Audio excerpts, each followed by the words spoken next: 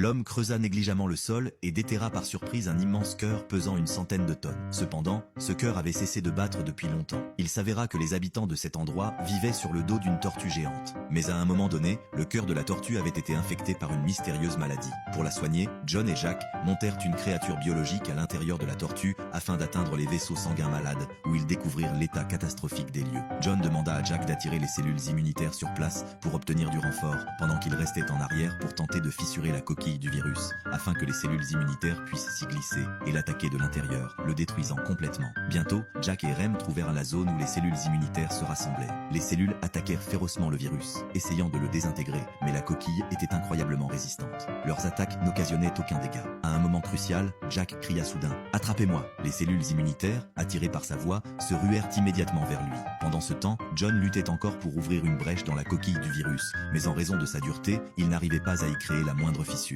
Juste au moment où John pensait que le plan allait échouer, son père Clint arriva soudainement. Clint apporta à John un outil plus puissant. Grâce aux efforts combinés du père et du fils, ils réussirent enfin à percer une ouverture dans la surface du virus. Jack arriva alors avec les cellules immunitaires. En voyant la faille exposée sur le virus, toutes les cellules s'y engouffrèrent avec rage. Alors que l'éclat du virus s'éteignait, la maladie à l'intérieur de la tortue fut complètement éradiquée. Tout le monde se réjouit, mais ils remarquèrent rapidement un nouveau problème. Le cœur de la tortue ne battait toujours pas. Face à cette scène sombre, la famille retomba dans le désespoir. C'est alors qu'un chameau arriva jusqu'au cœur, transportant un grand nombre de cellules guérisseuses. Main dans la main, elles commencèrent à insuffler une énergie nouvelle pour ranimer le cœur. Peu à peu, celui-ci se remit à battre. Les globules rouges reprirent leur travail, et tout l'environnement revint progressivement à la vie.